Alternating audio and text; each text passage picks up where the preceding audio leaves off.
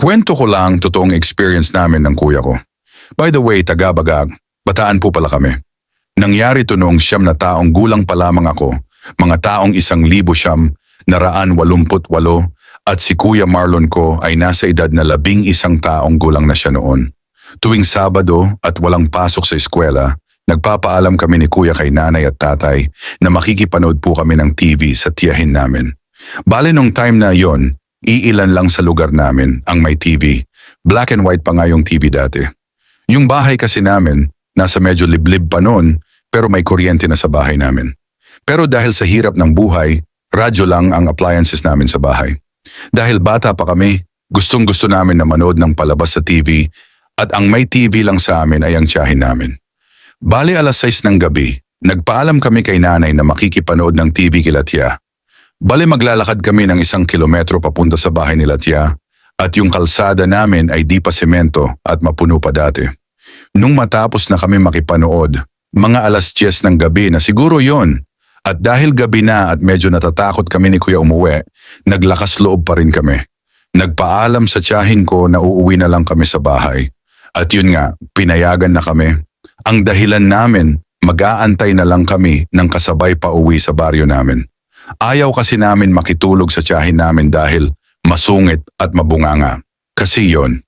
Kahit minsan napapahiya na kami, ay okay lang sa amin dahil nga bata pa, mas nangingibabaw ang excitement na makapanood ng TV.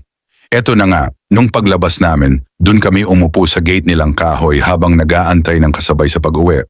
Nung may nakita na kami na taong naglalakad at papalapit sa tapat namin, nagpaalam na kami kay tiya na pauwi na kami kasi may kasabay na kami. Nung naglalakad na kami, bale may mga ilaw sa poste pero malalayo ang agwat ng bawat isa. Nung sumusunod na kami sa mama na nasa unahan namin, nagtataka ako, bakit parang nakaputi siya, parang balot siya ng puting kumot, at yung bandang paanan niya parang makintab na basa. Nagkatinginan kami ni Kuya Marlon. Nasa isip namin, okay lang, baka mangunguryente lang sa ilog yung mamang kasabay namin. May bukol kasi sa likod niya na natatakpan ng telang puti. Nung sa pangalawang poste na kami at natamaan ng anino namin yung likuran niya, bigla siyang huminto at huminto din kami ni Kuya. Bigla siyang lumingon at di ko makakalimutan ang mukha ng mama. Yung sobrang nanlilisik yung mata at pulang-pula, parang bungo na di ko maintindihan. Sa sobrang gulat namin, napasigaw kami at sabay takbo. Habang tumatakbo kami pabalik papunta sa bahay ng tiyahin ko, umiiyak kami at sumisigaw sa takot. Tulong! Tulong! Buti na lang, di kami hinabol ng mama. Yung nakita ko habang tumatakbo ako, paglingon ko, parang tumalon siya sa gilid ng kalsada at biglang nawala. Pagdating kila tiya, kinakalabog namin ang pinto ng bahay sa pagmamadali. Nung buksan niya, nagtanong siya, ano bang nangyayari sa inyo at sigaw kayo ng sigaw? Sabi namin, yung taong kasabay kasi namin, parang di tao, nakakatakot ang itsura. Maya-maya, nagtatakbuhan yung mga tao galing sa kabilang barangay at nagtatanong, may nakita po ba kayong nakaputing tao na matangkad na dumaan dito? Tanong sa tiyahin ko. Sabi niya, eto nakasabay daw nitong mga pamangkin ko. Sabi nung barangay tanod, nakausap niya, aswang yon, mambibiktima sana sa isang bahay.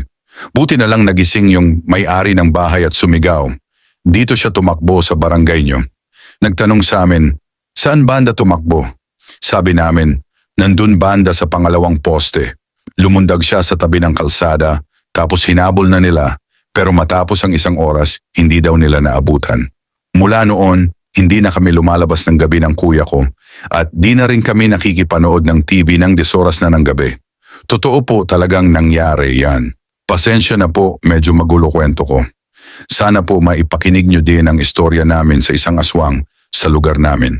Salamat po, admin, at sa kagat ng dilim. Meron pa po sa susunod ikukwento ko naman yung isa pang nakakatakot na karanasan namin ng kuya ko. Sa multo naman. Salamat po ulit. Hanggang dito na lang po. God bless.